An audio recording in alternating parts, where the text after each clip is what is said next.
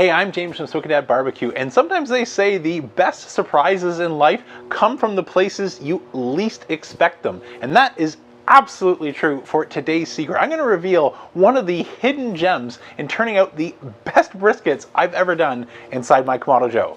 So the DoJoe that you see behind me is actually part of the secret. For many years, I've been on a quest to turn out the absolute best cooking that I can get inside of my Kamado Joe. And a couple years ago, I picked up an offset smoker to really help benchmark the cooking that I was turning out inside my Kamado Joe versus the gold standard in an offset.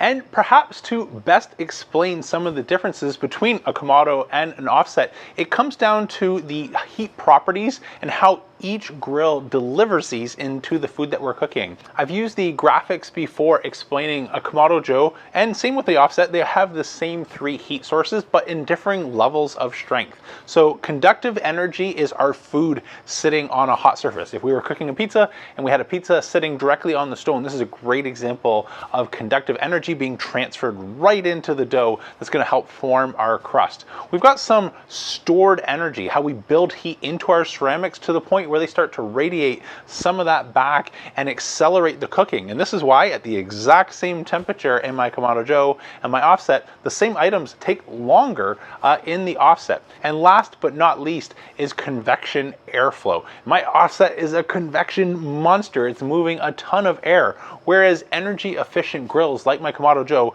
tend to not move as much air. So speaking of airflow, this has been one of the three heat signatures that I've tried to tackle most.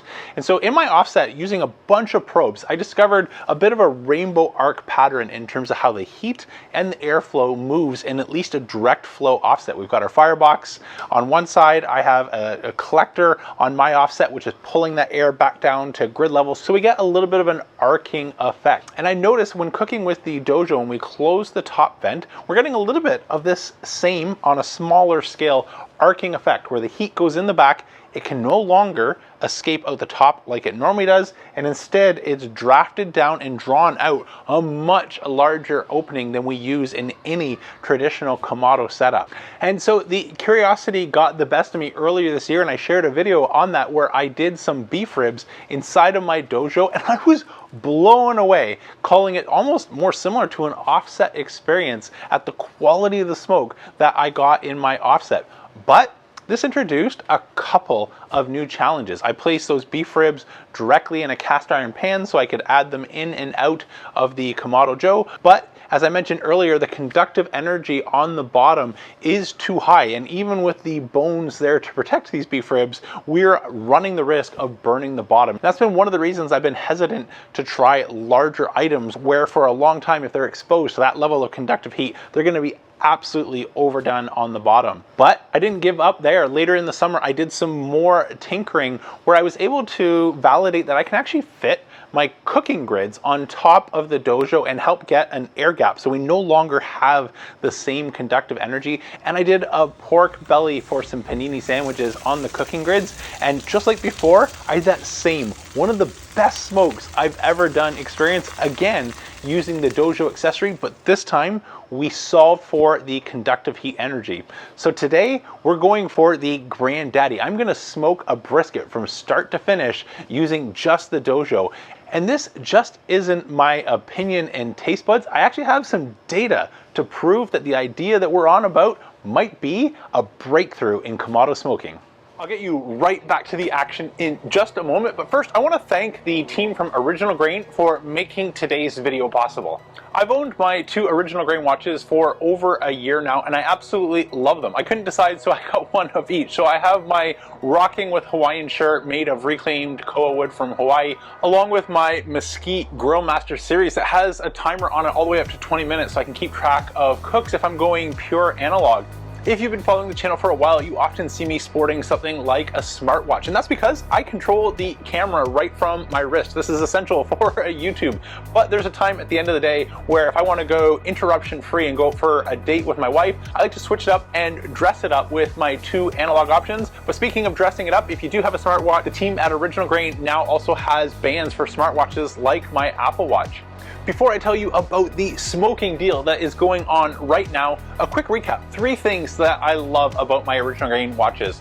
First, this is a veteran-owned family out of the Pacific Northwest. I love supporting small business whenever I can do that, and we have a small business that aligns their passion with one of mine, like leaving the earth a better place than we found it. I am all on board. Some materials include reharvested plastics from the ocean, to reclaimed woods and materials from fallen trees, to recycling guitars, to whiskey, beer, bourbon barrels, Indian motorcycles, and even TRD is in on the action. Be sure to check out the website after today's video for a complete list of partnerships, but I guarantee you are sure to find the perfect gift for brother, dad, uncle, grandpa, you name it, the list goes on. There's going to be something that meets your fancy. Now on to the deal. Original Grain is running a 30% off sale that is stackable with my Save 10% code. So use code SMOKING to save 10%, which you can stack for a limited time only on the Original Grain 30% sale, bringing your total savings to 40% off. With deals that good, you might end up like me and have more than one. Thanks again to Original Grain for sponsoring today's video. Now, back to the action.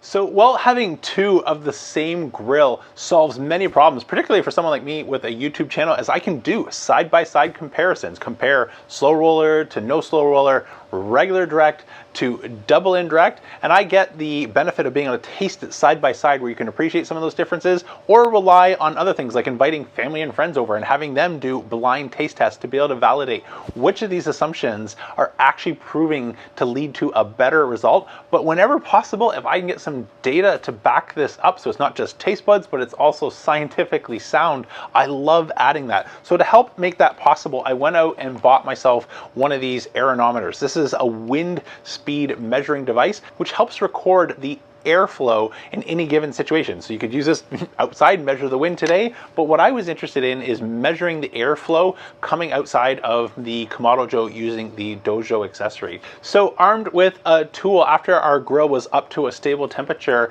I placed the aeronometer in front of the venting of the Kamado Joe DoJoe, and I'll put the exact results. I don't remember them 100% from memory earlier today, but I believe it was an average of about 1,200 cubic feet per minute of airflow coming outside of the DoJoe accessory. And that was, interesting, but is 1,200 good, bad, indifferent? I wasn't sure. So I had the idea, I fired up my Kamado Joe Big Joe and set it up to use the slow roller accessory. The slow roller accessory from Kamado Joe, the claim here is that it moves airflow 20 times better. Now, I don't necessarily think that means 20 times more air coming outside of the Kamado Joe grill, because I can get away with the exact same vent settings with it versus my deflector plates, but I believe this is a measurement of the smoke passing over our food.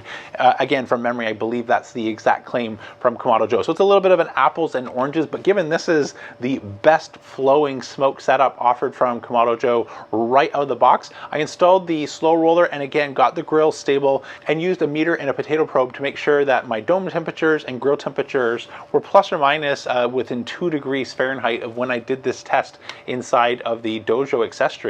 And this is where things got really interesting. So one data point with the DoJoe doesn't mean a whole lot, but once I slid over the control tower top and again placed the aeronometer right at the top, so this is, again, if we left it for a long period of time, would start to ramp up the temperature because I've removed my vent setting and gone for maximum airflow. But from memory, I was getting around 280 to 300 CFM using the slow roller. So that means I'm getting 4 times more convection airflow coming out the front of the DoJoe accessory using a measuring device versus what I was getting outside of the slow roller. This has me wondering now, if it's 4 times more airflow, what is my offset actually doing? So naturally, out of curiosity, while I was waiting for our brisket to cook, I built a quick little fire in my offset, let it stabilize, built the same 6-log configuration that I used for a consistent 270 to 280 degrees Fahrenheit. Once again, dropped in the meter probe and it was reading the exact same temperature as my DoJoe with the brisket in it. And to my surprise, I was seeing readings of over 6,000 CFM. So that's 20 times more airflow than what I'm getting out of a stock Kamado Joe using the slow roller, and about 5 times more airflow that I was getting out of my DoJoe accessory. So you can see now with that data why I am so pumped about today's experiment. 4 times more airflow is a big deal. Unfortunately, I need to wait another 2 hours for our brisket to rest. So let me take you back to earlier today, show you a couple things that I've adjusted in terms of how I prep trim the brisket, as well as how to set up your Kamado Joe if you want to follow along and try this method at home. And I'll see you a little bit later on today for the taste test, and if we can confirm if this is as big of a deal as I think it is. See you soon.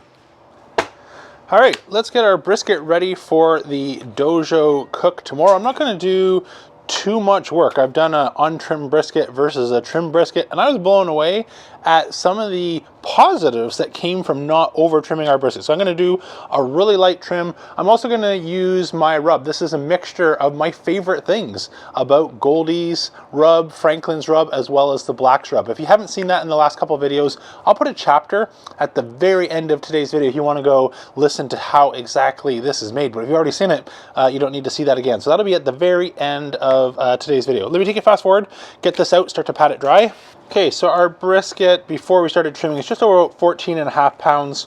I like to look for brisket, this is from Costco, where the flat doesn't taper down any less than this. So this is about a finger's width in terms of what is left to work with the flat. Some of these go down to paper thin, and we're gonna have to do a fairly aggressive S-curve to prevent that from burning up, but I'm not gonna have to do too much here. Other than the overall length, this is just getting to about the maximum of even our Big Joe at 24 inches in diameter. So let me flip it this way so you can see. But the first thing I'm gonna start on is not too much, but I've got a little bit of this hard fat here on the bottom, or the bottom for me. Again, having done a fat cap up versus fat cap down, check that video out if you want to know a bit more about why this is the bottom for us, but I'll take this off real quick while we're here. Next, since it's nice and easy to see, we've got a little bit of this oxidized meat from the packer, as well as just pure fat cap along the side here. So if I start to cut this off and do some work, you can see we're going into pure fat. So this will allow me to clean it up, as well as get a bit more fat for our burger grind. Squaring up the point end, I know it's not a great camera angle, but again, just pure fat at the end, no meat on that. So we'll take that off, start to round out our point end.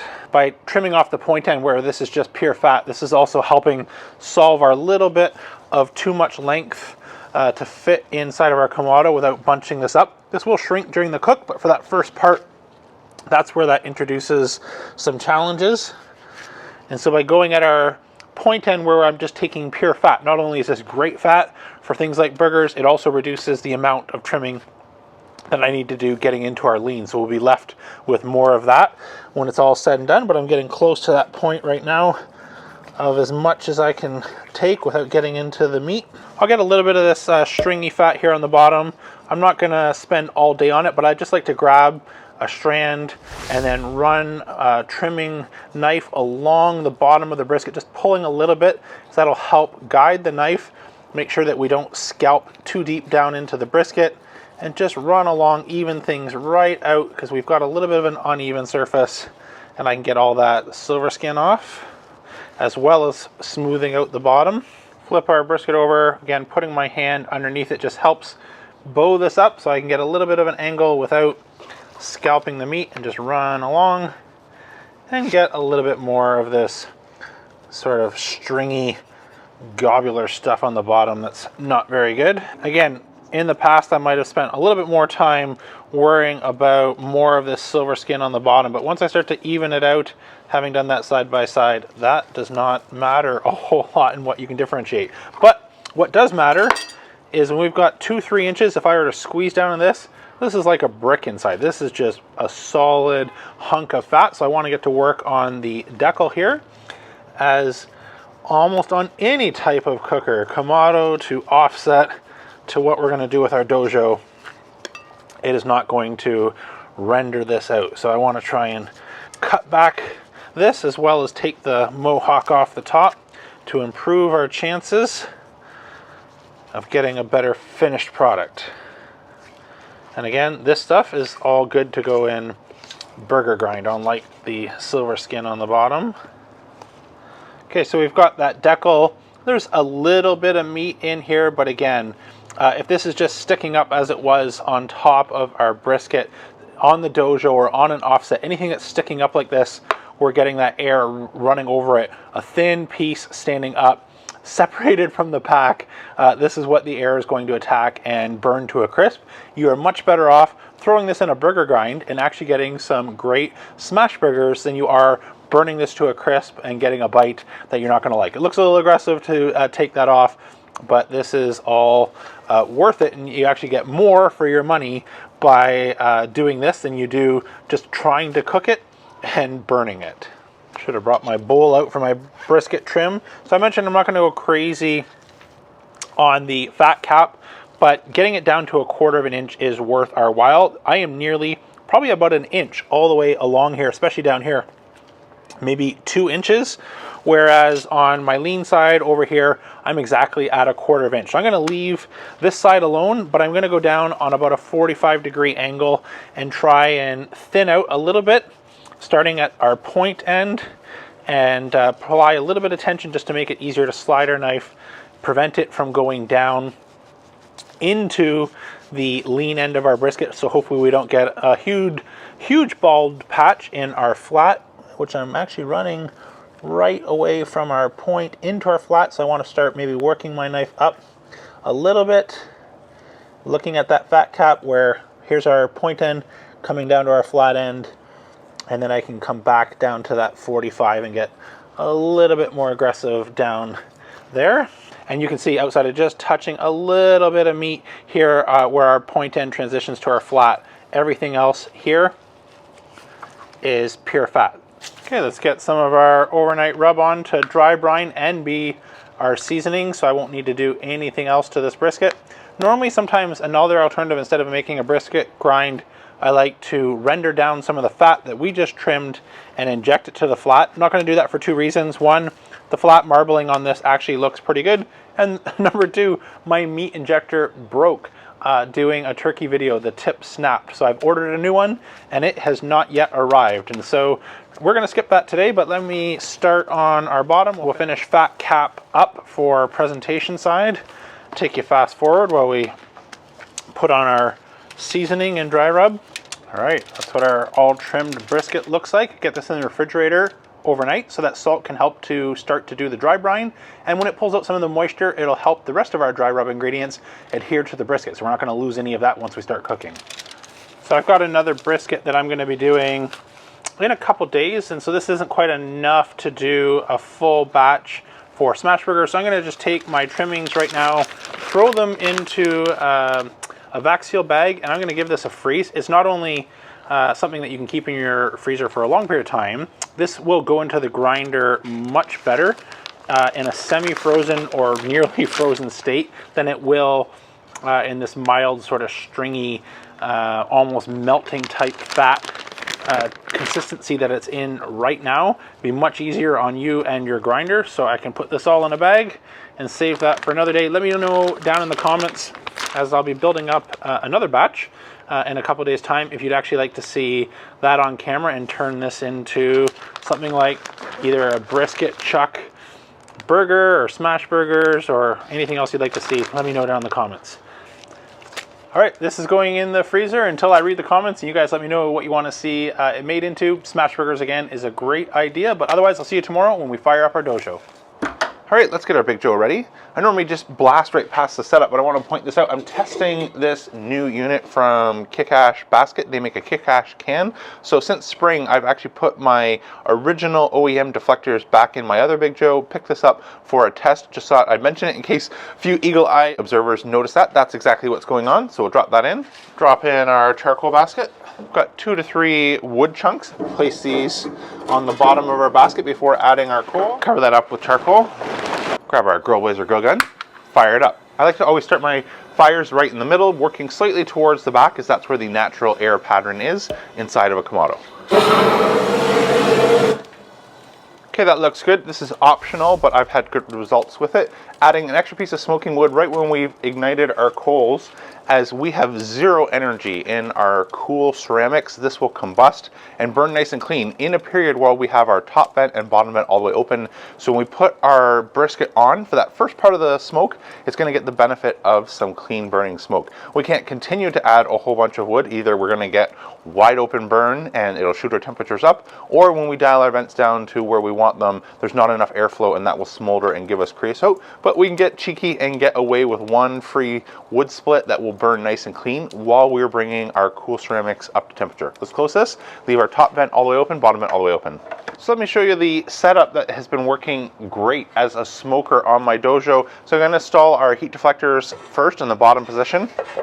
Next, we'll install our pizza stone, which you can see there's a bit of a lip all the way around, which is giving us sort of a natural double indirect setup where we've got a small air gap between our pizza stone and our heat deflectors. Well, this setup of an air gap of a heat deflector and a pizza stone is something I first saw on my Big Green Egg in the late 90s. It is absolutely the best way to do pizza inside of a Kamado Joe. And over the last couple of years, a great way to improve smoking and getting a bit more of a clean burning fire without overdoing the bottom. Next, I'll install some foil when we move it over to the grill to protect our pizza stone from getting all the fat drippings from our brisket. But let me grab some cooking grids.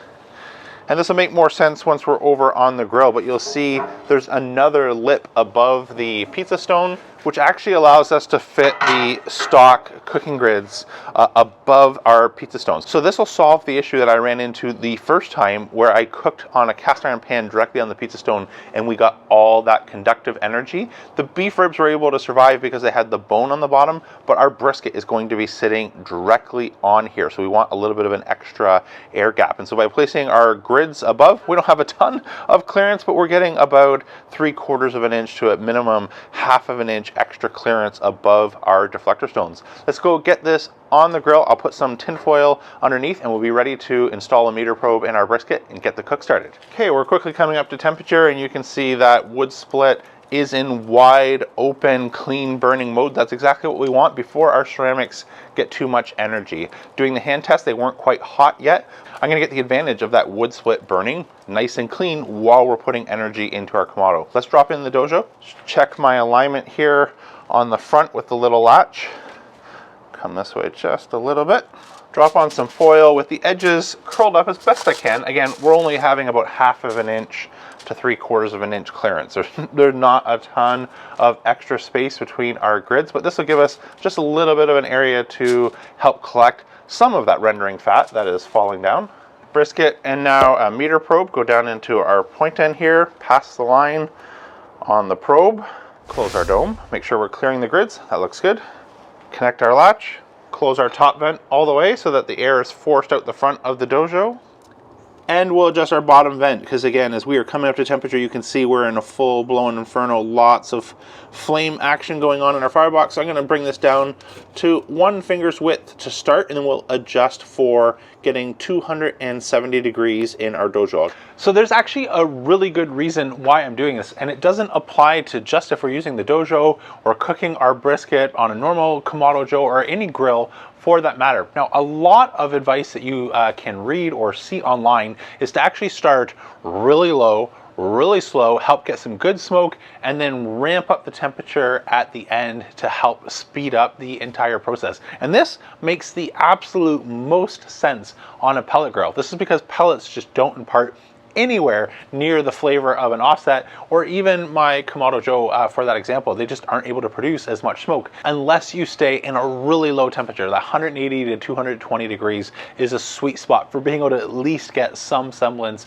of smoke flavor. But this is not what we are cooking on today. And so the practical reason to do the inverse of this and start with nice clean smoke and running a good fire in our Kamado Joe and then actually kill the heat at the end is to start to slow down how quick we run past the finish line. So anywhere around that 190 to 195 degrees Fahrenheit, I like actually closing the temperature. This is like a mini hot hold. We're not doing a long hot hold. I did a video earlier this year where I did a hot hold inside of my Kamado Joe using the retained energy that we already had. And from memory, I believe it was about 11 hours that I was able to hold a brisket at a food safe temperature and keep it above 150 degrees Fahrenheit and use all the stored energy inside my Kamado Joe without needing to put it in an oven or any other dedicated accessory. So we're not doing that with this method, but we're slowing down how quickly we're gonna run past the finish line. Think of an example. If you were to put a mark on the floor and you were to walk up to that mark and try and stop exactly right at that point, this is like finding the right finishing temperature. If you're brand new at brisket, this can be almost feeling like a knife's edge in terms of being able to run right up to that point without going past it. The hotter that you're cooking, the faster that you are approaching the line, the more difficult it is to guess exactly when you need to stop without going over. Here's a quick example of what happens or what that looks like. So you get the idea. Not sure that was completely necessary as I need to go dry off, but it will actually be much easier going at a slower temperature this final leg of our journey and get the exact right moment when we want to pull this brisket off and let it rest. I'll rejoin you once I'm dry. Okay, we're about the 4.5 hour mark. I've been spraying now after the first 2 hours and adding wood on the hour marks. We've added a couple more wood splits as well as spritzing with our 50/50 apple cider vinegar and water mixture. So I want to get a look now at the bottom of our brisket. Now you can go too early into the foil boat. 165 the first few times that I tried that, we push out far too much fat and we end up braising our brisket. But unlike a normal Kamado cook, we are sitting much closer to the conductive energy on the bottom. So if I were to take a look, we are not at risk of burning at all yet on the bottom. That's not near as bad as I thought in the middle, but we're starting to get a little bit brown here around the edges. So I think it's time to go into the foil boat, or I guess as Jeremy calls it now, the Stanley foil raft. Sorry, Bradley, for those of you who don't know, Chuds is a big fan of the foil boat, but I think it even makes more sense in Kamado since we are dealing with the heat coming up from the bottom than what I see in my offset. So I've got some foil, let me grab that, slide it under my brisket, take it fast forward while we make our boat. I also flipped at the 2 hour mark, and I didn't want to go sort of in a north-south because I laid the foil underneath, but now that we're in a boat, we can go any direction that we want. So I'm going to go for some of that north-south action as the air is coming up into the top of our Kamado and it's going to be drafted right over here. So this would be a little bit like having a collector on our offset where that air is going to move some of the fastest and be drawing right down here to help get a little bit more on our point end. And as you saw earlier, our flat is getting close to taking as much as it can without starting to become crispy. I'll also take the opportunity to add this piece of wood so we keep building some bark, but first let's give this one more spray while everything's open. Hit it with our apple cider water 50/50 mixture, and you always want to add a little bit of spray right before we add any more smoking wood in the bottom, as smoke needs humidity to adhere. That's how the particles attach themselves to our brisket versus just floating on out. This will just help the smoke wood that we're about to add adhere to our brisket and continue building a great bark. Okay, let's add our wood chunk. If I'm keeping track, this is our 4th chunk of wood. So they have been burning nicely. I'll move the camera in a second, but you can see the coals are just glowing in the bottom of our kick ash can. Okay, we'll come nice and close. And you can see it's a bit of a nice glowing coal bed, and that piece of wood that we have had preheating inside of the DoJoe is starting to get ready to combust. As you can see, some fresh sparks. Speak of the devil, there it goes. So it's already burning nice and clean. Let's close our draft door back to just under 1 finger and let that continue to smoke. Okay, our brisket has been on for 6 hours and it's nearly done. This full packer brisket nearly done in 6 hours. So let's get a temperature probe here and just confirm by feel that what we're seeing in the meter is exactly what's going on everywhere else. So we got a little bit more work to do here in this part of the point. So I must be right where that point is starting to turn in the flat. So that's good news. But oh my goodness, that feels incredibly soft down in our flat. So A little bit more work down here. That's still a little bit tight. So I'm reading 203 basically down in the flat, but both in the flat where that is holding on. And what I mean, this feels like you're grabbing onto the probe and trying to pull it out. It just doesn't want to release. What it should feel like is, you know, it's just sliding between your fingers. Another analogy, if you've got some room temperature butter, that's exactly what it should feel like. Both of these are not quite there, but they're close. And so I'm going to use my official DoJoe door blocker. Brand new product. I'm just kidding. It's just a couple of pieces of foil that I'm going to use to place in front of the DoJoe door to try and cut down the airflow. And then we're going to close our vent all the way on the bottom. Okay, let's go down into our flat where we were a little tight before. And that is now right on the money. We're about 208, 210, 211. And that's the thing with brisket. They say cook to the cow, not necessarily temperature. I've had briskets finish at 197 all the way up to 211, which is where we nearly are in the flat here. I'm gonna move this over to a tray. And just like you see here on the counter, let it rest out in the open until we come down to about 175 degrees Fahrenheit. Then I'm going to cover this up with foil, remove my meter probe. I'm going to leave that in for the time being to help make sure that I can track the downward trajectory towards around that 175 degree range. And then we'll be able to get it in our cooler for about 2 hours. So all in all, I'm estimating about a 3-hour rest at this point. So maybe close to an hour in the counter and then about 2 hours in the FTC method, which is foil, towel, and cooler. And that will keep our brisket at a food safe temperature above 150 degrees without now crossing that line we spoke about earlier in terms of overcooking our brisket. So I'll rejoin you a little bit later on for our taste test. All right, our wait is over nearly 11 hours after we got this on the grill. And I hope that comes through on camera, but look at that jiggle, just the lightest touch. What I'm really impressed with, and there's not a good way to share, is the crispiness and texture. Sort of like, almost like cotton candy, where it's like, first it's got a bit of bounce, but then kind of crystallizes and is really soft underneath. I'm excited because this, to the touch, is the best bark I've ever done in a Kamado. But we won't get ahead of ourselves. Let's see how it actually tastes. Let's get our point end here. And that is a juicy looking brisket. Good smoke ring. Just oxidize, protect it. Flat. Again, juices galore. Don't want to squeeze all our juices out. That looks good. Let's get a couple slices. Let's see. Folds right over. No problem. Fly away, little birdie, fly away. Can hold up under its own, and just with the slightest tug, like that is taking no effort. I'm really pleased with how this is cooked. Let's get a taste test. Again, I'll protect this. Got so excited by that, I nearly forgot to get a slice out of our point. Let's come here. All right, the wait is over. Let's dive in for our taste test. I'm gonna start with a piece of our flat here. Cheers. Sometimes you need to wait until you get to the point and to tell people you've done a great brisket. I don't need to wait. This is a great brisket. So a reminder, I'll put a chapter at the end on the rub, but this is my updated rub that I've modified based off of the favorite things that I liked from Goldie's, Franklin's, as well as the Black's rub.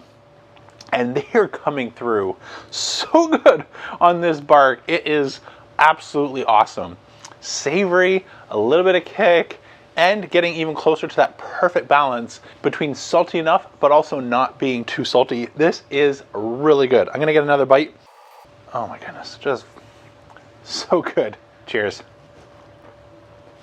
The fat cap, as I said, what we could feel, this is the best fat cap render I've done on any Kamado. This, if I was blindfolded, I would start to say it is something like an offset. We're definitely getting top down heat. You would not be able to tell that this is all bottom heat and we are pulling air, because the benefits of that top down heat, the fat cap on top, getting nice and caramelized, it almost turns into a candy texture. And this is why, if you haven't seen my video, fat cap up, fat cap down, I'm such a big fan of fat cap up. And even in a Kamado grill, it is worth going through the extra steps to get that added flavor and texture you don't get if you put your fat cap down. Sure, it protects the bottom, but we're protecting this with the foil boat, so why not add the extra flavor? It is absolutely that much closer to what you get in a great Texas restaurant, and 100% worth doing. Let's dive in and try our point. This piece is calling my name. Cheers. Wow, this is a fantastic brisket. Now I know the first question that's on your mind is, have I finally matched the offset? Well, that offset, as I mentioned, still has a 20 times advantage in airflow over the slow roller, and about a 5 times, if I remember my math right, over the DoJoe.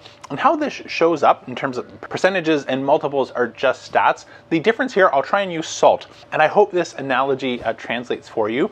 But the smoke that we get in many types of smokers, this is like applying some salt right before you cook. You take a bite of whatever you eat, you get a little bit of that salt on the outside, which is nice, but as you get down into the meat, it dissipates and you don't really get that salt experience. The dry brine, it's not necessarily more salty, but that flavor enhancer of the salt has worked its way all the way through. And this is what an offset does with smoke in spades. It is not more smoky. In fact, the first time many people have tried, I've had people over, guests who have never had offset food, they actually remarked in some cases it's less smoky than they'd imagine, because it's a nice clean smoke, but like that salt brine, it's a seasoning that is enhanced all the way through the protein. And while this is an A+ effort on a Kamado, I can't say without doing a side-by-side, but even just from memory, this is not on par with an offset brisket. But keep in mind, I did not need to tend a fire here all day like you do with any offset. And while there's ways to make that a less cumbersome experience, all we did a couple times is walk back, spritz it, throw in another wood chunk from the bottom at our convenience, but the fire held steady all day long. And this is absolutely amazing. You have your friends, family over, and you present them with this brisket, they're gonna be blown away. So who would have thought an accessory designed for making pizza is actually a secret smoker hack to turn out an amazing result? If you get up to giving this a try, let me know down in the comments below your thoughts, your opinion of how this compares to what you're used to. But I'm gonna take this inside, enjoy it. That's it for today. Be sure to check out my members only section. I go live once a month and we can interact on a bit more of a real-time basis. In fact, this cook, a brisket, came from Sammer. Thanks, Sammer, for joining the last monthly live. And his request was to actually see a brisket above and beyond what I've done with pork belly and ribs. And I'm so glad, Sammer, I listened to you, because this is spectacular. The chapter with the rub is at the end of the credits here. But that's it for today. I'm James from Smoking Dad Barbecue signing off. Remember, don't be afraid to fire it up. Seriously good. Heaven.